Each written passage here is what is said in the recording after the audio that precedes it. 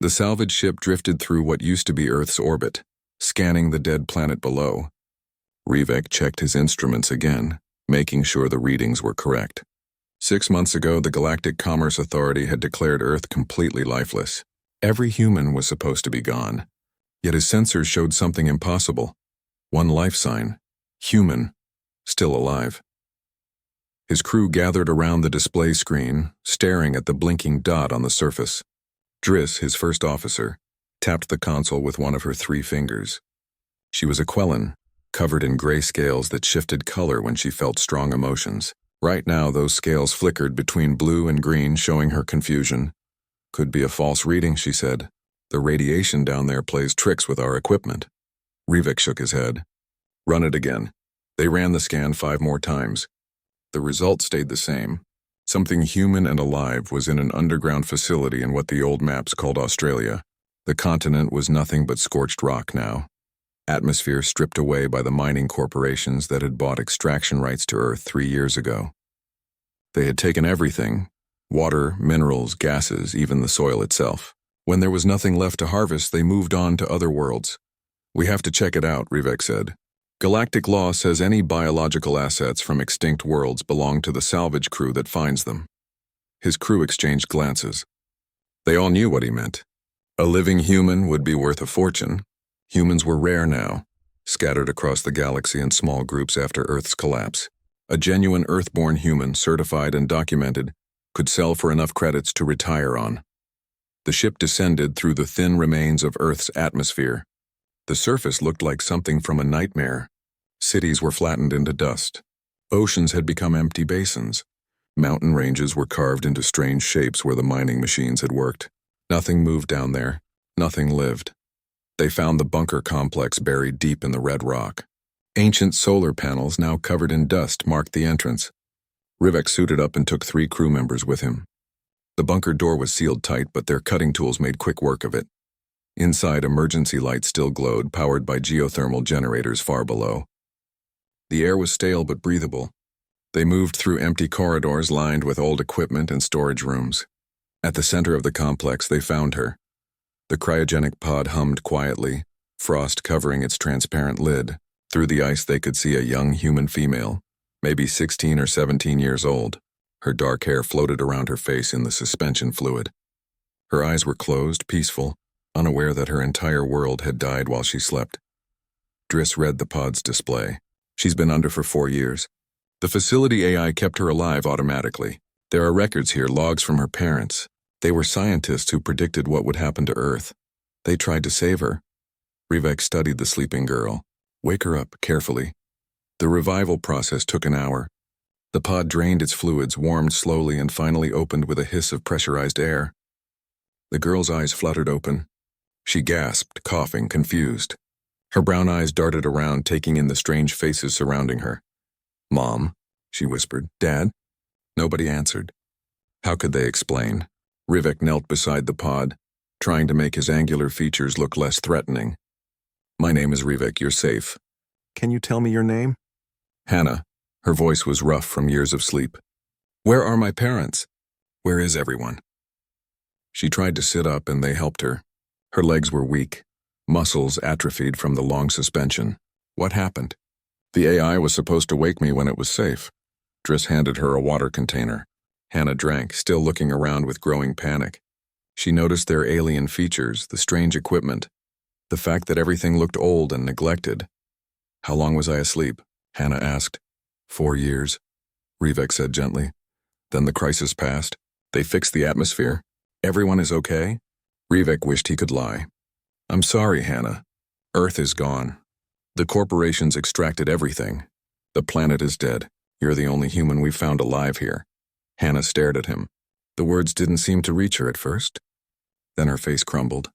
She looked down at her shaking hands, then at the walls around her, then at the aliens who had woken her into a nightmare. No, that's not possible. There were billions of people, cities, countries, everything." "I'm truly sorry," Rivek said, and he meant it. He had seen worlds die before, but never had he seen the last survivor wake up to learn the news. Hannah pulled her knees to her chest, wrapping her arms around them. She rocked back and forth, making a sound that might have been crying, or might have been something beyond crying. The crew stood there uncomfortable, not sure what to do. Finally, Driss touched Rivek's shoulder. We need to go, and we need to decide what to do with her. They moved to another room, leaving Hannah with one crew member to watch her. In private, the others talked. Driss was practical as always.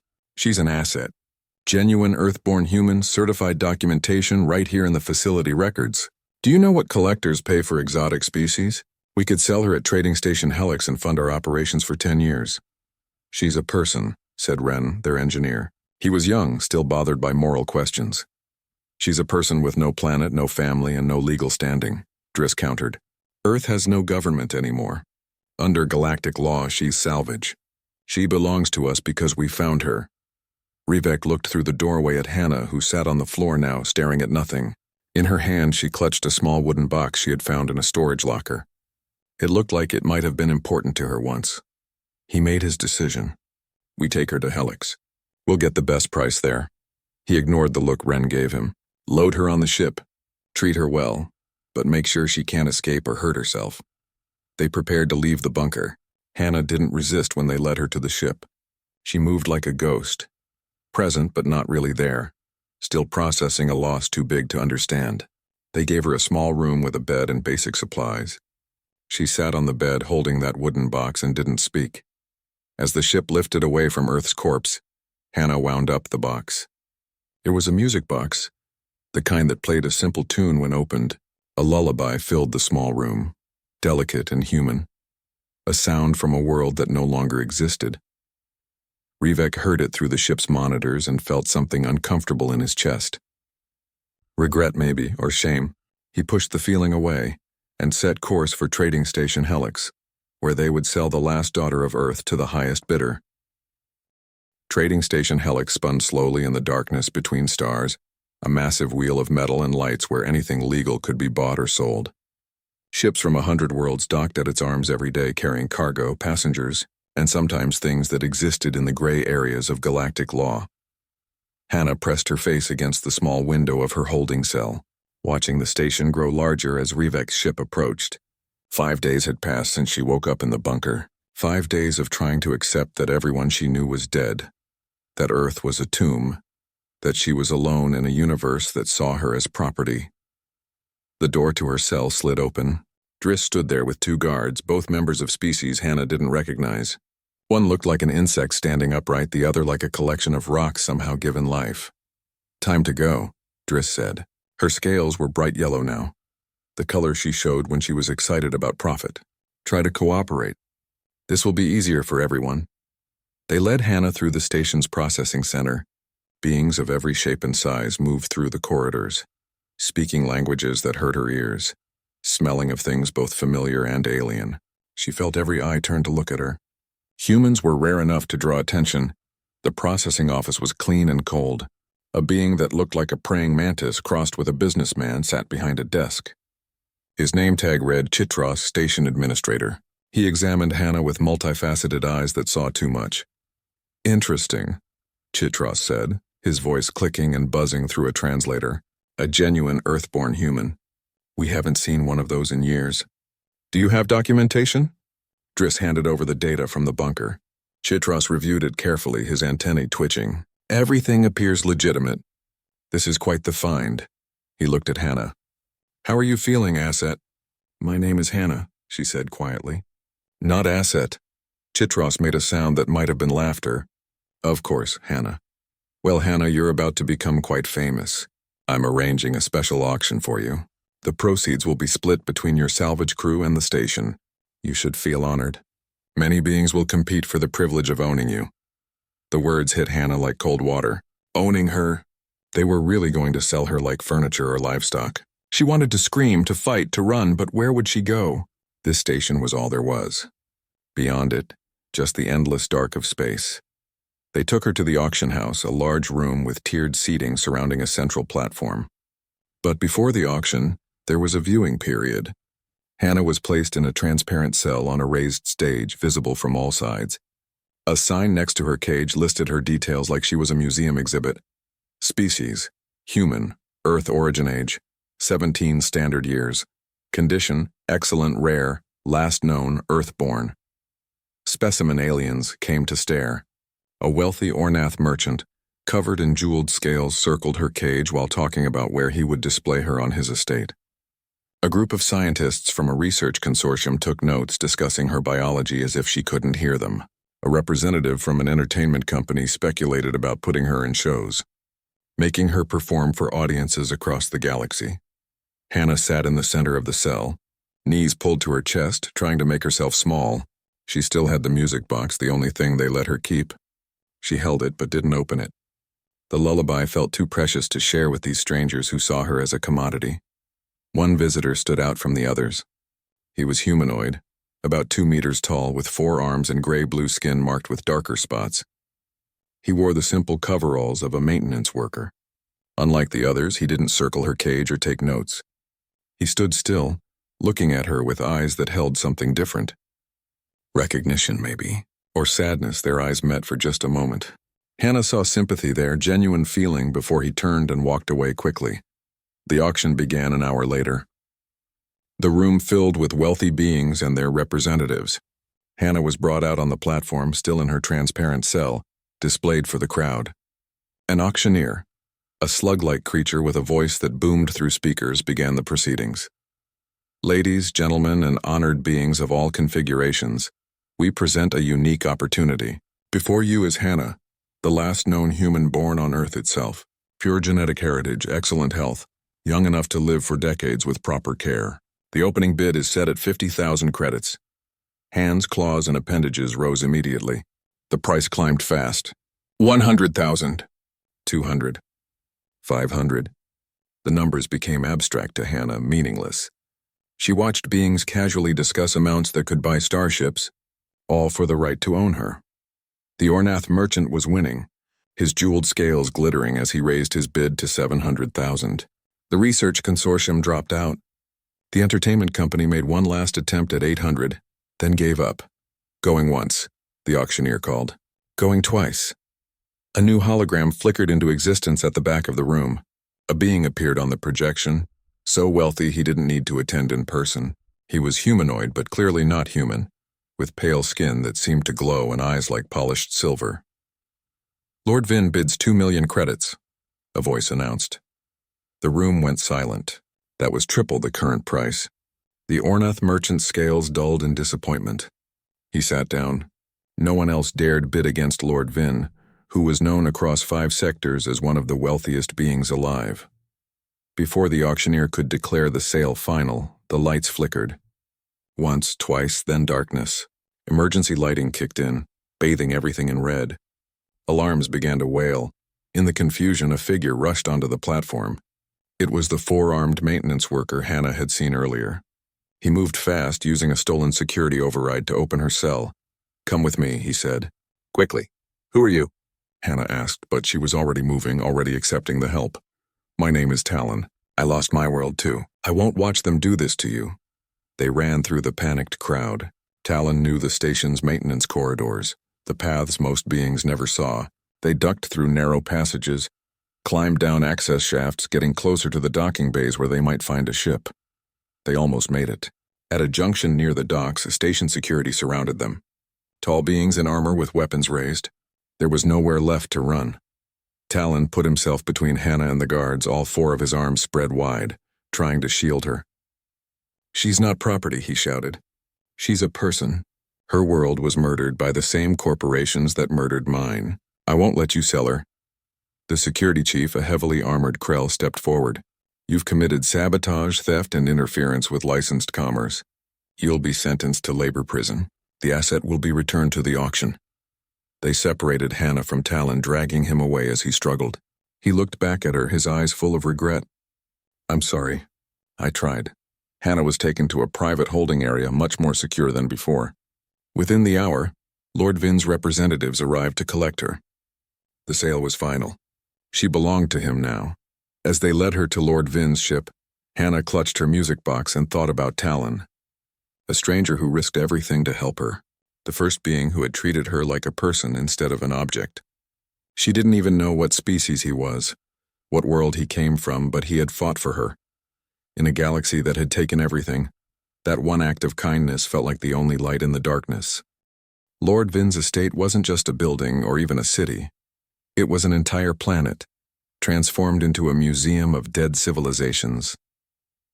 The ship carrying Hannah descended through clean atmosphere toward a landing pad surrounded by gardens that held plants from 40 extinct worlds. A protocol droid met her at the landing pad, its metal body polished to mirror brightness. "Welcome, Hannah of Earth. I am designated as steward. I will show you to your quarters and explain the terms of your residence." Hannah followed the droid through crystalline corridors. Everything was beautiful and cold, like walking through a piece of art instead of a home. Through transparent walls, she could see other wings of the museum stretching into the distance, each wing dedicated to a different dead world. They reached the Earth section. Hannah stopped breathing for a moment. Before her was a recreation of human history, preserved behind climate-controlled glass. Medieval armor stood next to spacesuits. Paintings from the Renaissance hung beside digital art from the 22nd century. Musical instruments, books, tools, weapons, toys, all arranged in perfect order, labeled and lit like sacred objects. "Lord Vin has been collecting Earth artifacts for 20 years, Steward explained. "This is the most complete collection of human culture in existence. You should feel honored to reside here." "This isn't honor," Hannah said. "This is a tomb." Her quarters were in a sealed wing connected to the museum. Luxurious, yes. A large room with soft furniture, a bed that adjusted to her body, a bathroom with water that actually flowed, food synthesizers programmed with human meals, entertainment systems loaded with old Earth movies and music. Everything she might need except freedom. Steward showed her the boundaries. "You may move freely within this wing. The doors beyond are locked. Attempting to leave will trigger security systems. Lord Vin wishes you to be comfortable, but you must understand your place in his collection." After the droid left, Hannah explored her prison. The rooms were connected by short hallways lined with more Earth artifacts. She found herself in a gallery of musical instruments: guitars, pianos, violins, drums, instruments from every culture and era, all silent, all gathering dust behind protective glass. She tried the doors Steward had warned her about, locked, as promised. She was alone in a wing dedicated to a dead world, the only living piece in Lord Vin's collection. That night she couldn't sleep. The bed was too soft, the room too quiet, the weight of everything too heavy. She took out her music box and wound it up. The lullaby played, delicate and small in the vast emptiness. The melody her mother used to sing when Hannah was young, before the world fell apart, before the corporations came, before everything ended. Hannah began to cry. Not quiet tears, but deep sobs that shook her whole body. She cried for her parents, for Earth, for humanity, for herself. She cried until there were no tears left, only emptiness. Then she started to sing. The words to the lullaby came back to her, buried in childhood memories. Her voice was rough at first, unpracticed, but it grew stronger. The melody filled the empty halls. She didn't know that sensors throughout the wing recorded everything. Audio, visual, biological readings, all data fed into Lord Vin's archives. The recording was filed automatically, indexed under human emotional, expression, auditory variant, and stored with millions of other data points. Days passed in strange isolation. Steward brought her meals and checked on her health but was forbidden from extended conversation. Hannah had nothing to do except exist, surrounded by the artifacts of her dead species.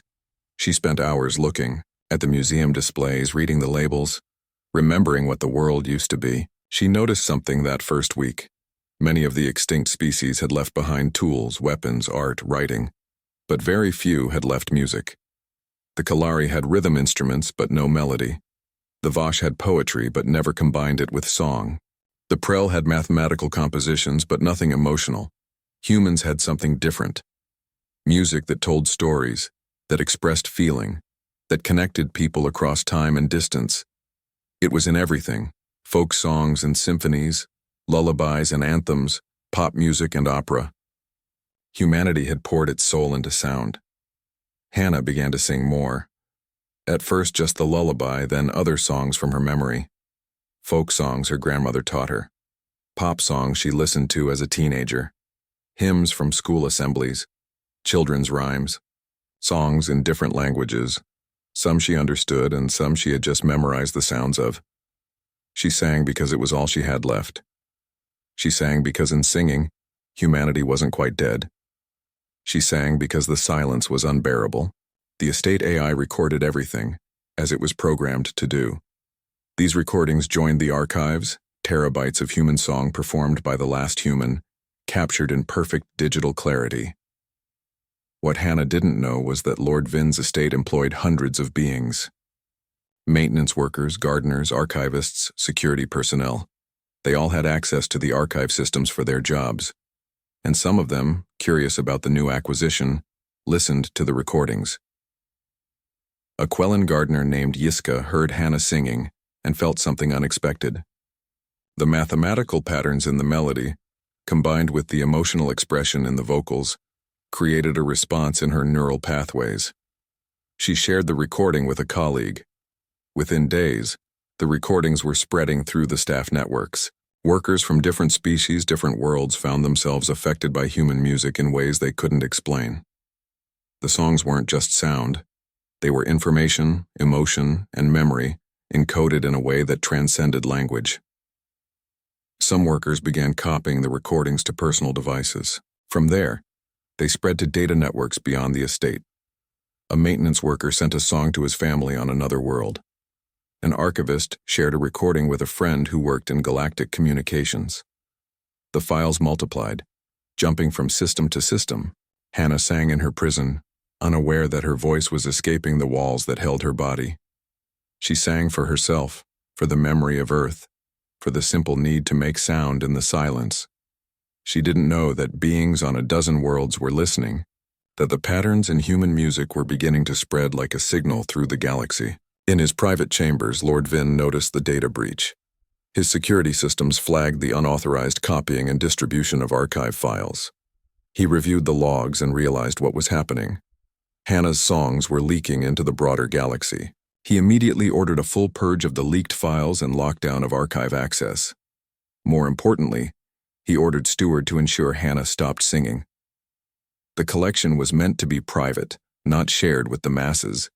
If her songs continued to spread, it would diminish her value, turn her from a unique possession into something common. Steward delivered the message the next day. Hannah was to remain silent. No more singing. Lord Vin would provide other entertainment, other ways to occupy her time, but the singing must stop. Hannah listened to the droid's words and understood what they meant. Her voice, the last piece of humanity's voice, was too dangerous to be allowed. It threatened Lord Vin's control, his possession, his carefully curated collection. For the first time since being sold, Hannah felt something other than grief or fear. She felt anger, clean and bright and strengthening. They had taken her world, her freedom, her future. But her voice was hers. The songs were hers. They couldn't take that without her permission. She looked at Steward and said simply, "No." The droid's optical sensors focused on her. "You refuse Lord Vin's directive?" "I refuse," Hannah said. "Tell him I'll sing louder." Hannah's songs had already traveled further than anyone realized. On a mining colony orbiting a red dwarf star, a Kalari worker heard a human lullaby during his rest period and stopped mid-movement. His species had never developed music beyond simple rhythms for work coordination.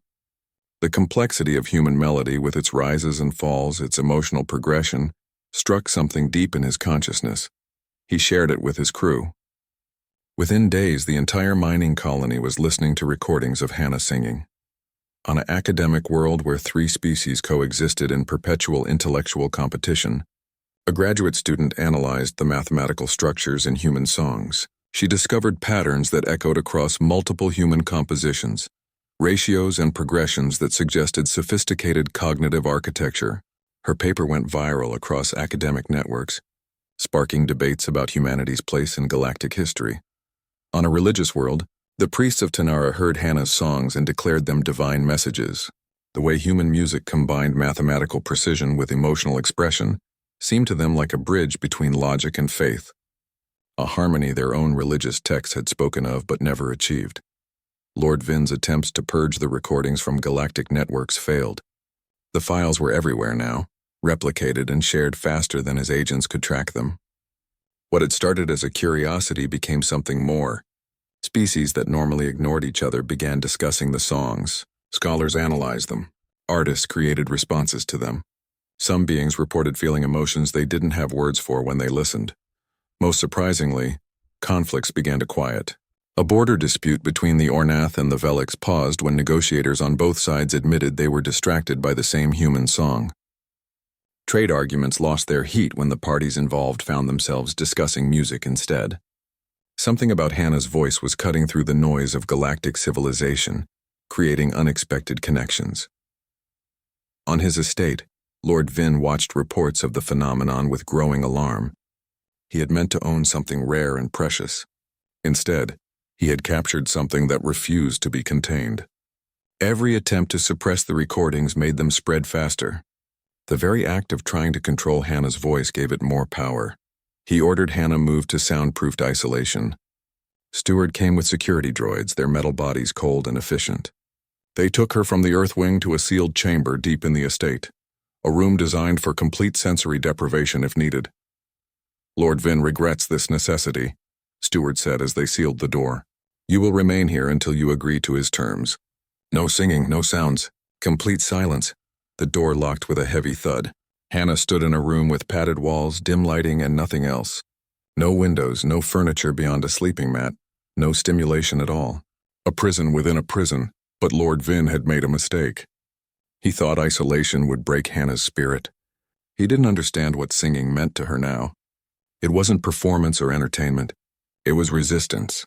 It was memory. It was proof that humanity's voice still existed. Hannah sang louder. The padded walls absorbed some sound, but vibration still traveled through the structure itself. She sang every song she knew, then sang them again. She sang until her throat was raw, rested, then sang more. Days blurred together in the dim room, marked only by the meals Steward delivered through a slot in the door. The staff heard her anyway. Maintenance workers felt vibrations through the walls.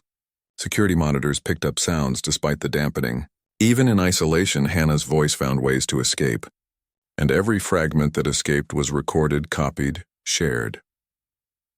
On a prison asteroid far from Lord Vin's estate, Talon sat in his cell and heard Hannah's latest recordings on a contraband data device. He learned what had happened to her, how her songs were spreading, how Lord Vin was desperate to silence her. The news came with a realization that spread through the prison's population. Hannah represented something important. She was proof that extinct species had value beyond their resources, that cultures destroyed by exploitation had given the galaxy something irreplaceable. Her songs were evidence that the systems allowing such exploitation were fundamentally wrong. Talon had been organizing quietly since his imprisonment.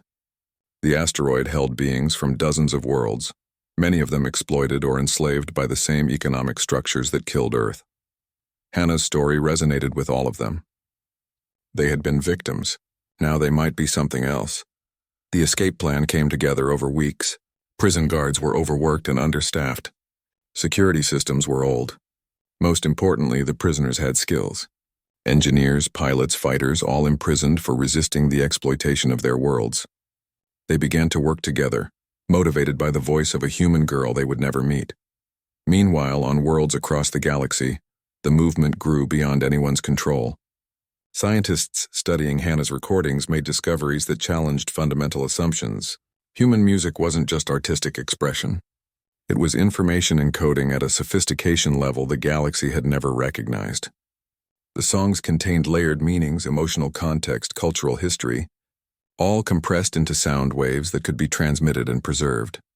One research team published findings showing that human musical structures activated neural pathways across wildly different biologies.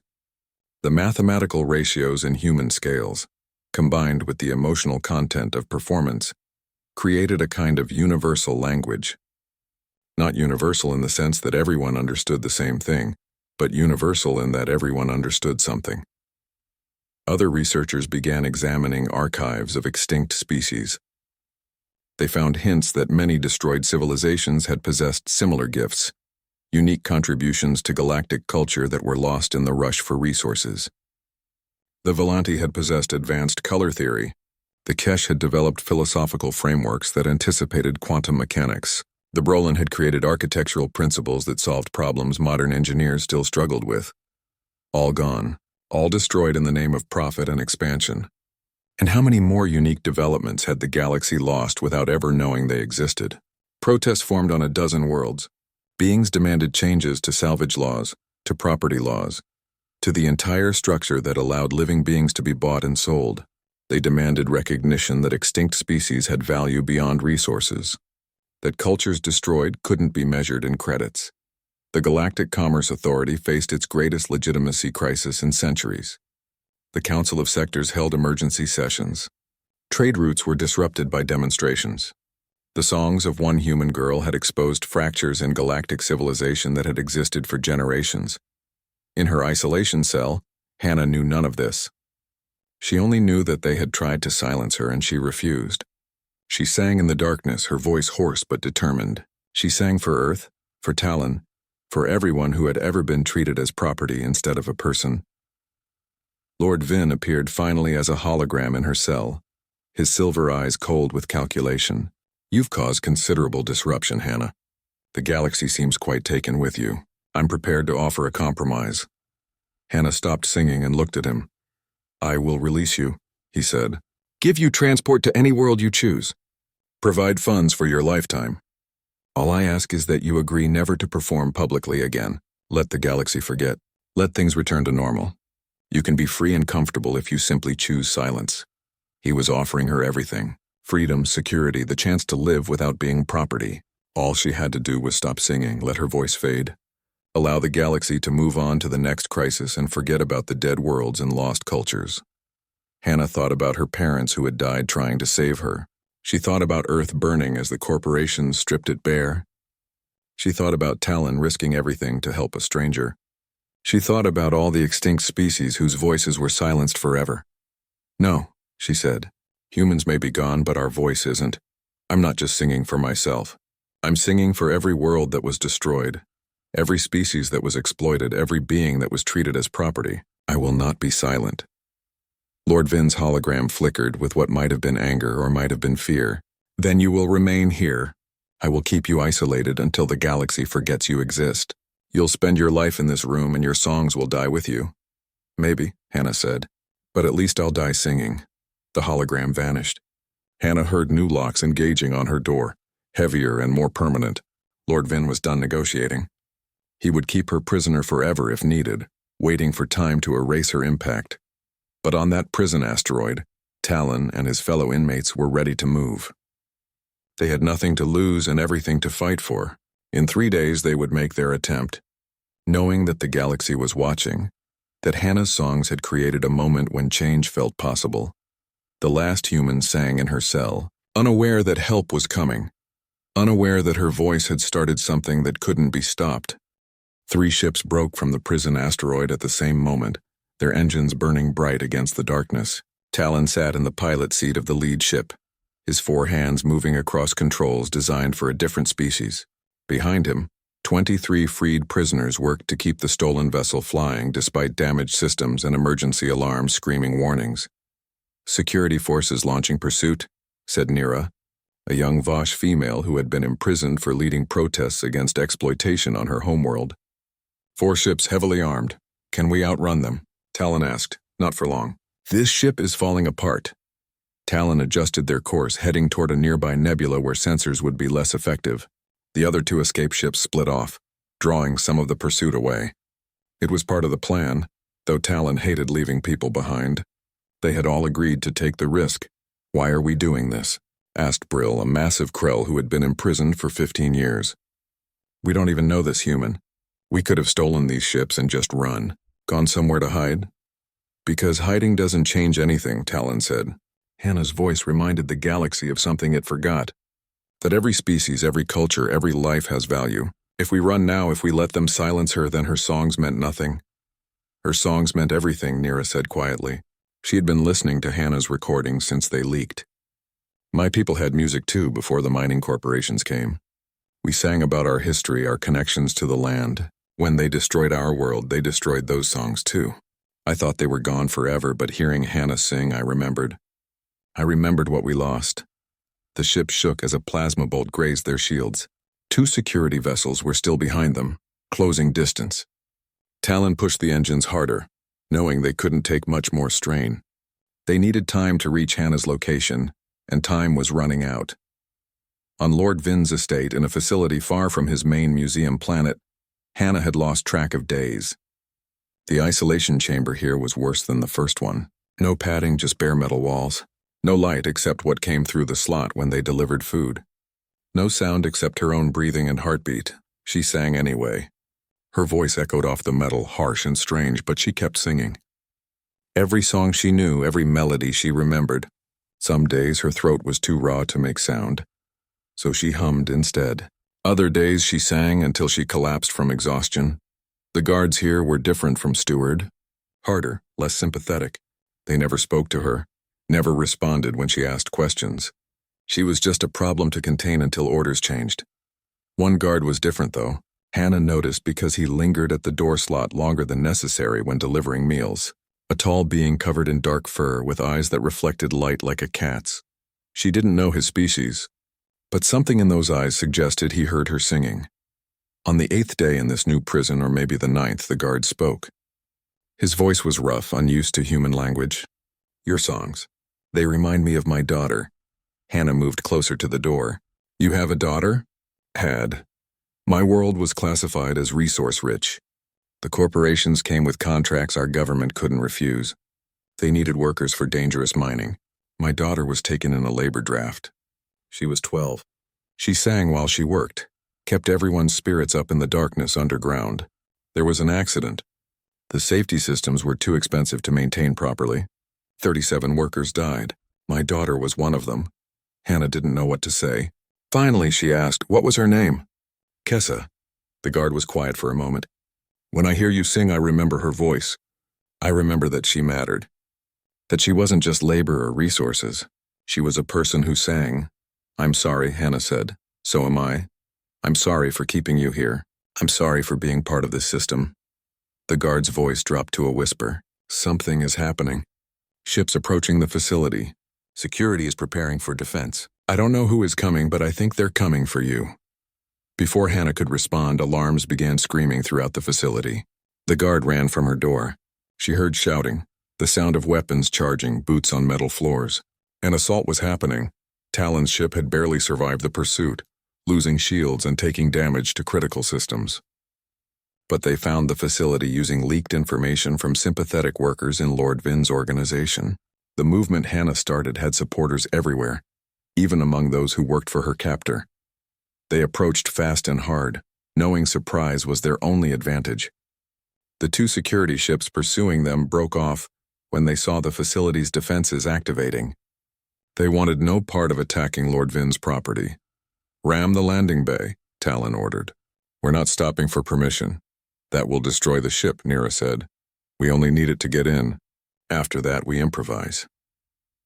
The ship crashed through the facility's landing bay doors in a screech of tearing metal and sparking systems. Talon and his crew poured out into smoke and chaos, armed with whatever weapons they had managed to steal or improvise. The facility guards were prepared, but not for beings who had nothing to lose. The firefight was brutal and quick. Talon's people had surprise and desperation on their side. The guards had training and equipment. Beings fell on both sides. Brill took a plasma bolt to his shoulder and kept fighting. Nira used her small size to slip past defenses and disable security systems. Talon moved through the facility with single-minded purpose, searching for where they held Hannah. He found a guard, the furry one with reflective eyes, standing outside a sealed door. The guard's weapon was lowered. "She's in there. They'll be here soon with reinforcements. You don't have much time." "Why are you helping us?" Talon asked. "Because my daughter deserved better. Because everyone deserves better." The guard handed Talon an access card. "Go, get her out." Talon opened the door. The cell beyond was dark and cold. In the corner, a figure sat against the wall. She looked up as light spilled in, her eyes adjusting to the sudden brightness. "Hannah?" Talon said. "Talon." Hannah's voice was rough but certain. She recognized him from the station, the 4-armed being who tried to save her before. "You came back. I told you I would try." Can you walk? Hannah stood on shaky legs. Weeks of poor food and isolation had weakened her, but determination kept her moving.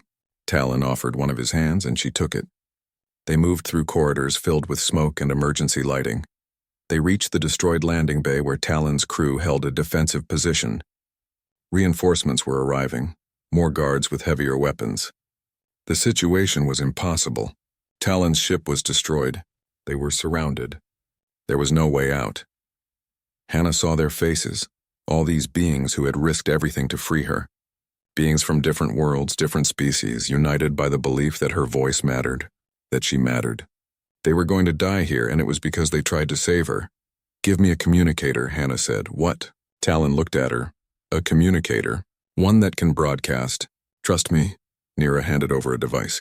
Hannah adjusted the settings, opening channels on every frequency she could access. Then she walked to the edge of the broken landing bay where space opened beyond. The facility's atmosphere shields were damaged, air leaking slowly into vacuum, but enough remained to carry sound. Hannah began to sing, not quietly, not carefully, but with everything she had left. Her voice rough and damaged but still human, still carrying melody and emotion and meaning.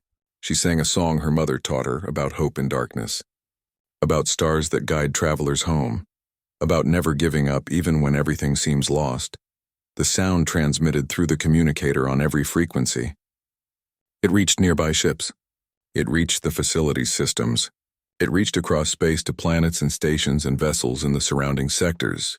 Anyone listening, anyone with a receiver, heard the last human singing from a facility where she was held prisoner, where beings died trying to free her. On dozens of worlds, beings stopped what they were doing. The song reached them through their devices, their ships, their communication systems. They heard the raw emotion, the desperation, the defiance. They heard Hannah singing like her life depended on it, which it did, and across space a response began. Ships changed course. Vessels that had been inspired by Hannah's songs, whose crews had been following the movement, who believed that something had to change, they began moving toward the facility's coordinates. The facility guards stopped firing. They heard the song too. Some of them remembered why they took these jobs, remembered they were people before they were employees. The guard with reflective eyes lowered his weapon completely. Others followed. On the command deck, Lord Vin watched through monitors as his carefully controlled situation fell apart. The song was broadcasting everywhere. Ships were arriving, not military vessels, but civilian ships, commercial transports, personal craft. A fleet assembled from nowhere, drawn by one voice singing in the dark. He had lost. The moment he tried to silence Hannah, he made her voice more powerful. The moment he treated her as property, he proved why the system needed to change. Everything he did to maintain control gave the movement against him more strength. Hannah finished her song. Her voice gave out on the last note, leaving her gasping. Talon caught her as she stumbled, exhaustion finally overwhelming adrenaline. Around them, the facility had gone quiet. The guards stood frozen, uncertain. In the space beyond, ships were arriving by the dozens, forming a protective barrier. You did it, Talon said. You stopped them. Hannah shook her head. We did it. All of us. But even as she said it, she knew this wasn't over. Lord Vin wouldn't give up easily. The systems that allowed all this wouldn't change without a fight. This was just one moment, one battle in something much larger. Still, for now, surrounded by beings who proved that change was possible, Hannah allowed herself to hope. The ships kept coming. What started as dozens became hundreds, then thousands. Every species, every world that had heard Hannah's songs and felt something change inside them, they sent vessels to protect her. Some were massive cargo haulers, others tiny personal craft. Military deserters flew alongside civilian volunteers. The fleet had no coordination, no command structure, just a shared purpose. Lord Vin's facility was surrounded by a wall of ships that stretched across space like a living barrier. His security forces were vastly outnumbered. Any attempt to take Hannah by force would start a battle that would make galactic history, and not the kind of history Lord Vin wanted attached to his name. In the damaged landing bay, Hannah sat wrapped in a thermal blanket while a medic from one of the arriving ships checked her condition. Talon and his crew stood nearby, still armed, still ready to fight if needed. But the fighting seemed to be over. A hologram flickered into existence in the center of the bay. Lord Vin appeared, his silver eyes cold but defeated. You've won, it appears. The Galactic Commerce Authority has contacted me with demands that I release you. They're concerned about the protests, the disruptions to trade. It seems your voice has become too expensive to silence. Hannah stood, though her legs shook. This isn't about me winning. This is about you losing the right to own people. A philosophical distinction, Lord Vin said.